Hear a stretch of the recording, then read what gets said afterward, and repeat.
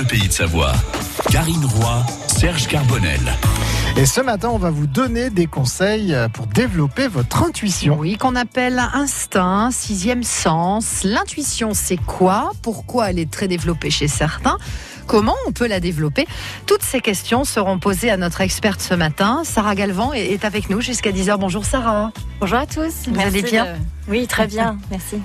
Écoutez, nous sommes ravis d'être avec vous pendant cette demi-heure. Vous proposez, vous, de l'accompagnement personnel. Vous avez d'ailleurs une chaîne YouTube dont on parlera tout à l'heure. Est-ce que vous êtes prête à tout nous dire sur l'intuition ? Ah oui, avec grand plaisir. C'est parfait. Mon petit doigt me dit, Serge, que celles et ceux qui nous écoutent ont tout à gagner à s'intéresser aux moyens de développer leur intuition. Eh oui, et si vous aussi, vous avez une intuition très développée, que vous soyez un homme ou une femme, parce qu'on dit toujours ça, c'est l'intuition féminine. Tout à fait. Ça peut être aussi masculine.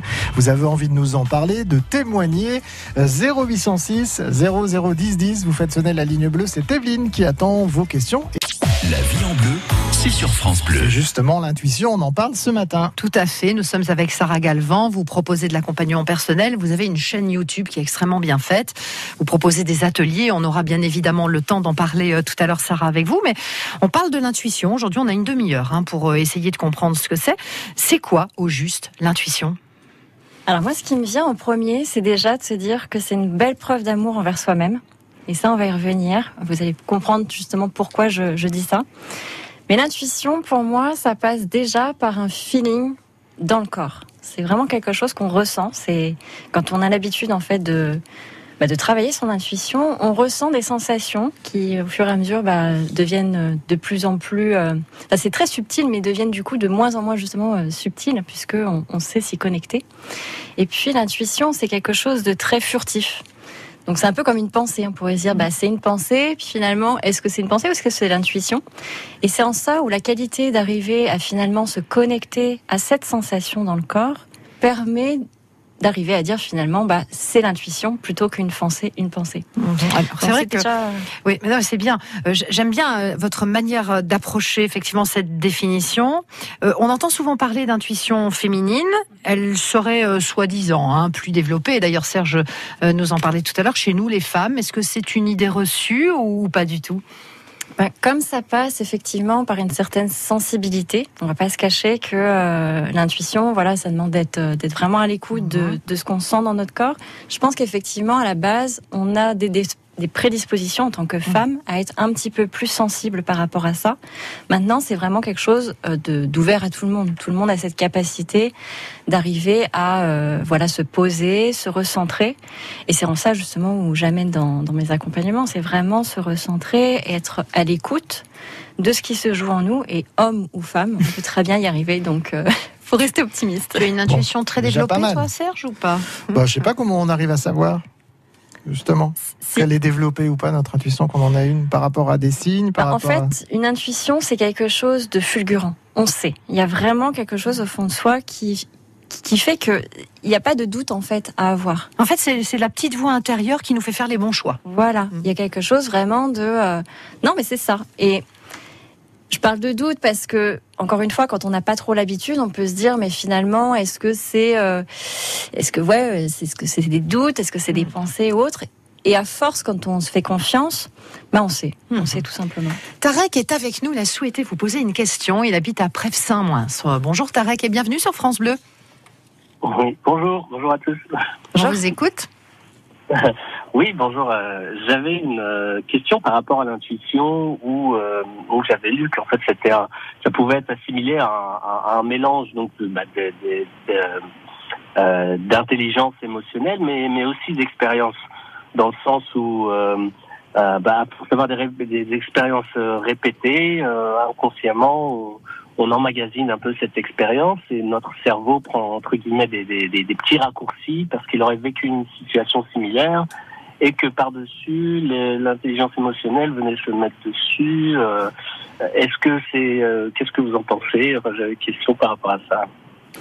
Déjà merci pour cet avis. Je suis assez d'accord. C'est un peu comme tout finalement. C'est comme si la méditation. Je fais toujours le lien avec ça parce que la méditation, c'est amener vraiment à remuscler son cerveau. Et finalement, l'intuition, c'est un peu ça aussi. J'invite souvent à le tester parce qu'au début, on ne sait pas en fait si on a une bonne intuition ou pas. Donc, il faut bien se planter pour arriver finalement à se dire, ok, là, je me suis plantée. Donc, la prochaine fois, je ferai peut-être autrement. Et quand on y arrive, finalement, on se fait confiance. Et donc, ouais, je suis assez d'accord qu'il faut effectivement avoir cette, je vais pas dire avoir cette capacité émotionnelle, mais c'est vrai que c'est un plus, vraiment. Ouais. Et qu'est-ce qu'il en est de votre côté, Tarek ? Moi, dans mon travail, par exemple, je sais que on a certains processus, des choses comme ça, et je sais que parfois j'ai pas besoin de suivre tous les processus parce que je pense avoir une intuition sur la situation et ça m'aide à prendre des décisions d'une façon un peu plus efficace. Mais je me demandais si c'était le fait de pouvoir juger la situation par rapport à ce que je perçois. Ou est-ce que c'est mon cerveau qui travaillait parce qu'il avait déjà vu ça derrière et qui était un peu plus, je veux pas dire malléable, mais qui, de par l'expérience en fait. Donc je me demandais la proportion en fait de l'un et de l'autre. Je pense qu'elle a bien expliqué. Vous êtes intuitif. Voilà, c'est bien. Ça vous aide à faire les bons choix et rapidement. Et ça, c'est plutôt sympathique dans la vie. Tarek, on vous souhaite une excellente journée. L'intuition qui est au cœur de notre dossier du jour de ce jeudi matin, mais l'intuition qui fait l'objet de nombreuses études. Les neurosciences se sont même emparées du phénomène et c'est tout à fait surprenant.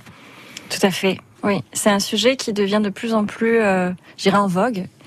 Et alors moi, je suis pas trop à suivre la mode, entre guillemets, mais je suis contente qu'on en parle de plus en plus parce que ça amène à avoir, je dirais, d'autres outils qui sont moins stricts et qui appellent à être plus connectés à soi. On est vraiment, moi j'invite vraiment à être à l'écoute de ce qui se vit en soi. Et pour moi, l'intuition, avant d'y accéder, ça demande quand même un travail spirituel. Oui, sur soi, j'imagine. Oui, ça vient c'est-à-dire c'est-à-dire, un travail spirituel, c'est aller à la fois à la rencontre de ces parts d'ombre et de lumière. Et ce que j'entends par part d'ombre, c'est aller chercher finalement pourquoi on a des peurs, pourquoi on a des craintes, pourquoi on juge les autres.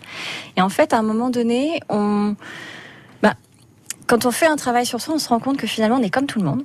On a les mêmes peurs. Et voilà, à un moment donné, c'est même plus dans le mental que ça se passe, c'est encore une fois physiquement. On se détache de tout ça et on se rend compte que on ne se juge plus et on ne juge plus les autres parce que ça sert à rien parce qu'on est pareil. Et à partir de là, en fait, tout simplement, on peut être authentique. Et c'est de par cette authenticité, de par le fait finalement de devenir, d'oser être singulier. Par exemple, singulier, ça veut dire,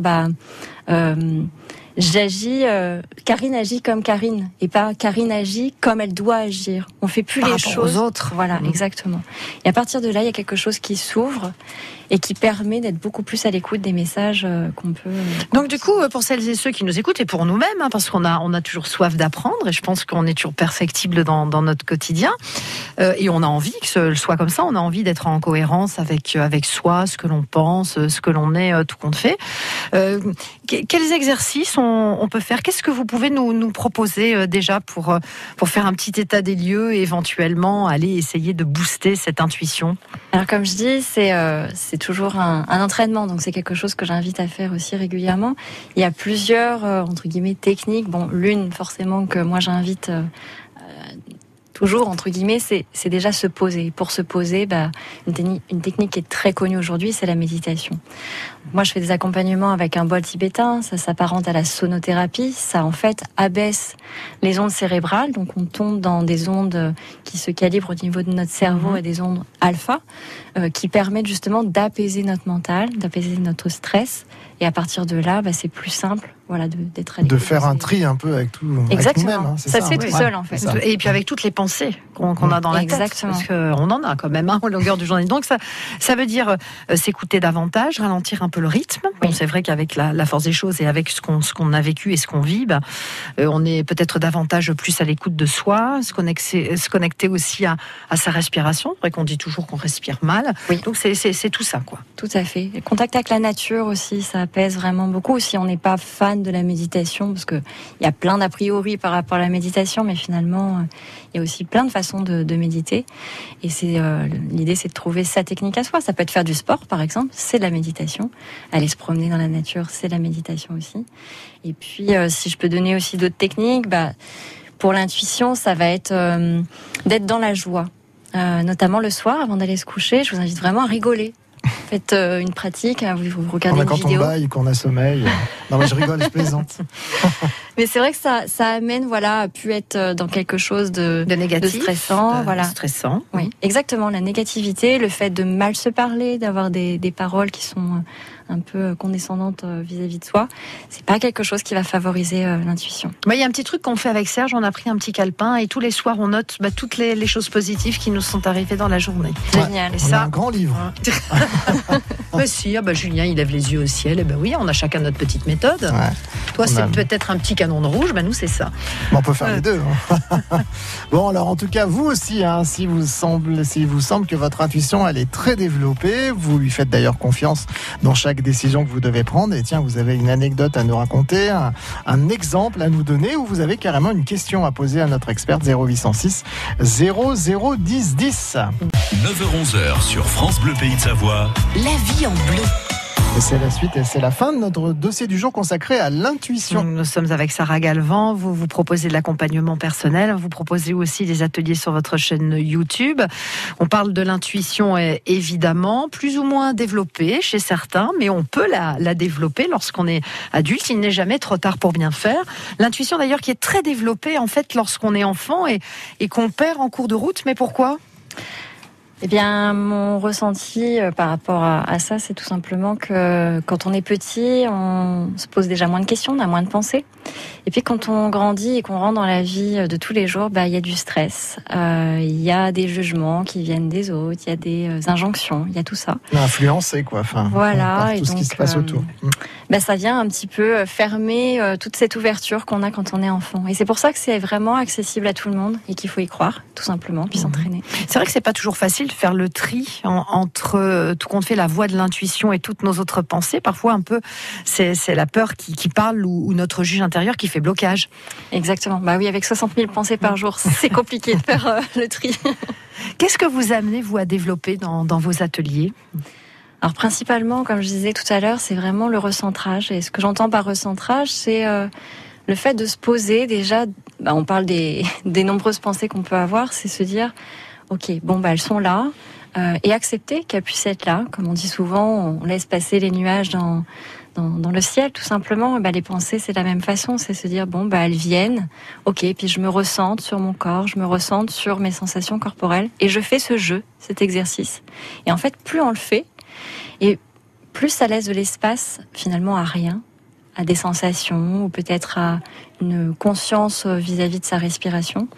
Et voilà, donc c'est déjà pas mal quand on arrive à implanter ça, disons, dans son quotidien.